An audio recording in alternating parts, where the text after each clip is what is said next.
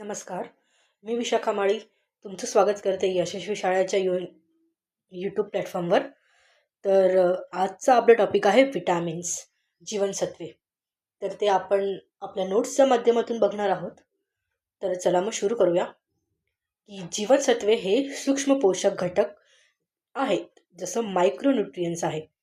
त्याचा शोध हॉफकिन या शास्त्रज्ञांनी लावला आणि त्याला विटॅमिन्स हे नाव फंक या शास्त्रज्ञांनी दिले. विटॅमिन्सचं मुख्य कार्य आहे शरीराची वाढ आणि त्याचे कार्य सुरळीत करणे.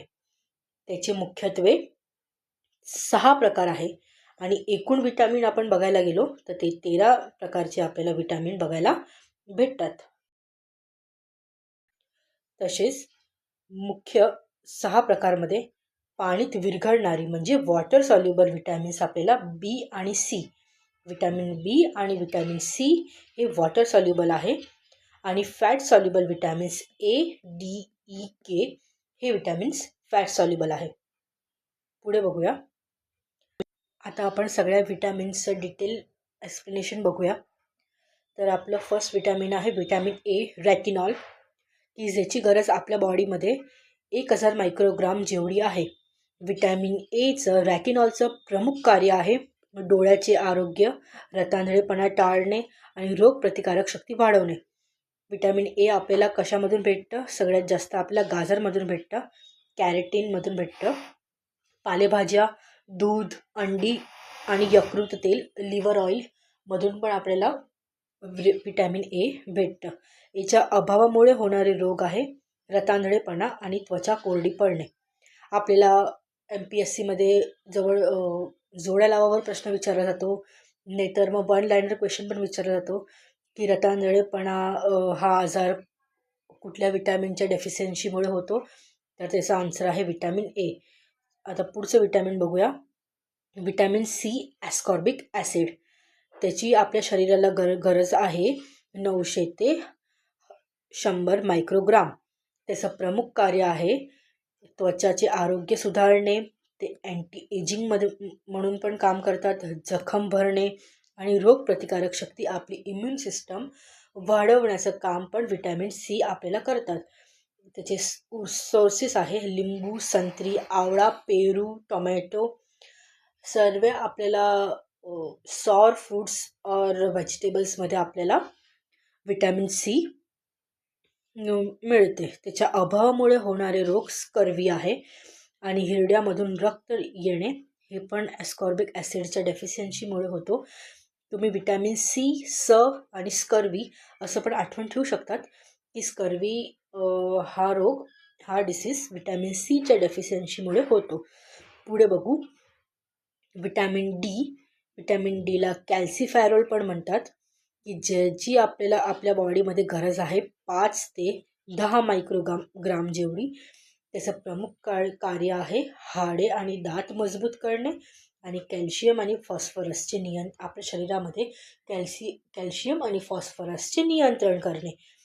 तसंच त्याचे सोर्सेस आहे सूर्यप्रकाश आणि कॉड लिव्हर ऑइल.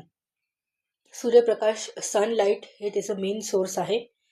तसंच आपण बघू शकतो त्याच्या अभावामुळे होणारे रोग आहे रिटकेस, मूळदूस हे त्याच्या अभावामुळे होणारे रोग आहे. तर आपण पुढे बघूया. Vitamin E, tocopherol. तर 10 ते 15 मायक्रोग्राम आपल्या बॉडीमध्ये त्याची गरज आहे. त्याचे प्रमुख कार्य आहे त्वचा आणि केसांचे सौंदर्य, reproductive system, anti infertility, help to improve immunity, metabolism system, चयापचय क्रियामध्ये पण त्याची तो मदत करतो. तसंच सोर्सेस आहे गहू, अंकुर तेल, वनस्पती तेल, सुकामेवा म्हणजे ड्राय फ्रूट्स, कडधान्यामध्ये पण आपल्याला विटॅमिन ए बऱ्या प्रमाणामध्ये भेटतं. त्याच्या अभावामुळे होणारे रोग आहे वंध्यत्व. याचं मेन कामच आहे जी आपल्या रिप्रोडक्टिव्ह सिस्टमला, याचं मेन कार्यच आहे की आपल्या जे रिप्रोडक्टिव्ह सिस्टमला ते हेल्प करतं. तर जर त्याचा अभाव असला की वंध्यत्व असतं, त्वचाचे विकार असतात आणि स्नायू आपले कमकुवत होतात. पुढे बघूया विटॅमिन के, फायलोक्विनॉन, की ज्याची आपल्या बॉडीला गरज आहे 100 ते 120 मायक्रोग्रामपर्यंत. त्याचे प्रमुख कार्य आपल्याला बघू शकतो आपण. व्हिटॅमिन केचे आपण प्रमुख कार्य रक्त गोठण्यास त्याची मदत करतो, ब्लड कोआग्युलेशनमध्ये तो मदत करतो, प्रोथॉम्बिनची निर्मिती आणि ग्लुकोजमधून ग्लायकोजनच्या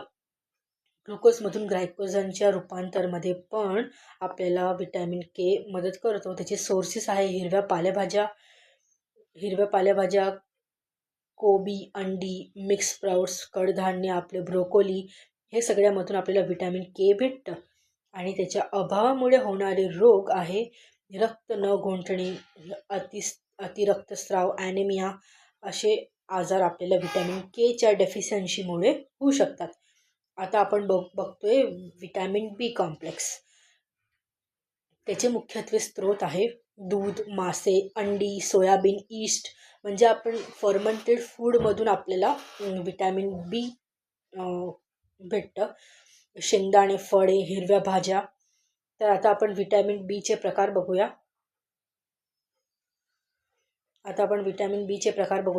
B1, व्हिटॅमिन B1 थायमिन. त्याचं प्रमुख कार्य आहे शरीराची वाढ आणि ऊर्जेचे चयापचय, मेटाबॉलिझम हे त्याचं प्रमुख कार्य आहे. आणि त्याच्या अभावामुळे आपल्याला बॅरी हा रोग होतो. हा परीक्षामध्ये बरेच वेळा प्रश्न विचारला गेलेला आहे की बॅरी हा रोग कशामुळे होतो. तो व्हिटॅमिन B1च्या डेफिशियन्सीमुळे होतो. बॅरी या रोगमध्ये आपल्याला लिव्हरवर इन्फ्लमेशन, सूज येणे ही मुख्यत्वे त्याची प्रमुख लक्षणे आहे. तसंच आपण बघूया व्हिटॅमिन B2 रिबोफ्लेविन. याचे प्रमुख कार्य आहे शरीराची वाढीसाठी आणि डोळ्याच्या आरोग्यासाठी. मुख्यत्वे आपल्याला डोळ्याचे आजार या B2च्या रिबोफ्लेविनच्या डेफिशियन्सीमुळे होऊ शकतात. आपले बुबुळ म्हणजे जे आयरिस असतं ते अपारदर्शक बनतं.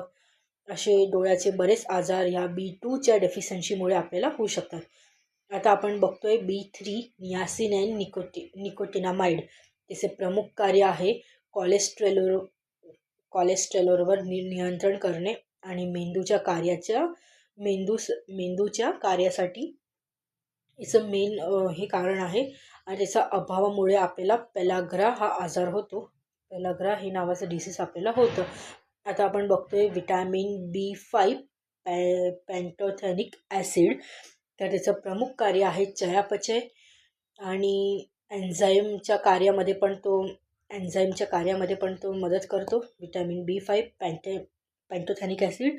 आणि त्याच्या अभावामुळे मुख्यत्वे आपल्याला पायामध्ये जळजळ, पायामध्ये सूज असं आढळून येतं. बघूया व्हिटॅमिन B6 पायरिडॉक्सिन. त्याचं प्रमुख कार्य आहे प्रोटीन चयापचय आणि रक्त तयार करणे, म्हणजे मेटाबॉलिझम ऑफ प्रोटीन्स आणि रक्त तयार करणे. त्याच्या अभावामुळे आपल्याला ॲनेमिया हा आजार होऊ शकतो. पुढे बघू व्हिटॅमिन B7 बायोटीन. त्याचे प्रमुख कार्य आहे त्वचा आणि केसांच्या आरोग्यासाठी. ते खूप महत्त्वाचे कार्य आहे. त्याच्या अभावामुळे ॲलोपेसिया म्हणजे त्याच्यामध्ये आपले हेअर जास्त फॉल होतात, हेअर लॉस आपले जास्त होतो, हा आजार होऊ शकतो. पुढे बघूया व्हिटॅमिन B9 फॉलिक ॲसिड ज्याचं प्रमुख कार्य आहे लाल रक्तपेशी, हिमोग्लोबिन तयार करणे. शरीरामध्ये आपल्याला RBCs आणि हिमोग्लोबिनचं काम आपण फॉलिक ॲसिड व्हिटॅमिन B9 करतं. त्याच्या अभावामुळे आपल्याला मायक्रोसायटिक ॲनेमिया होऊ शकतो. पुढे बघू व्हिटॅमिन B12 सायनोकोबालामिन. याचं प्रमुख कार्य आहे मज्जासंस्थेचे कार्य आणि RBCचे नियंत्रण करणे. आणि याच्या अभावामुळे आपल्याला मेगालोब्लास्टिक ॲनेमिया होऊ शकतो. तर आपला इथे एकदम आपण शॉर्टमध्ये नोट्स घेऊन आपण हा व्हिटॅमिन्सचा टॉपिक बघितलेला आहे की जो आपल्याला MPSCच्या राज्यसेवामध्ये कंबाईनमध्ये खूप जरुरी आहे. आणि आपण मेन टॉपिक्सच घेतलेले की आयोग ज्याच्यावर आपल्याला क्वेश्चन विचारतो. जर तुम्हाला हा व्हिडिओ आवडला असेल तर तुम्ही लाईक करा. आणि जर तुम्ही चॅनलवर नवीन असाल तर तुम्ही चॅनलला सबस्क्राईब करा. असेच नवनवीन व्हिडिओ पाहण्यासाठी इंस्टाग्रामला पण फॉलो करा. धन्यवाद.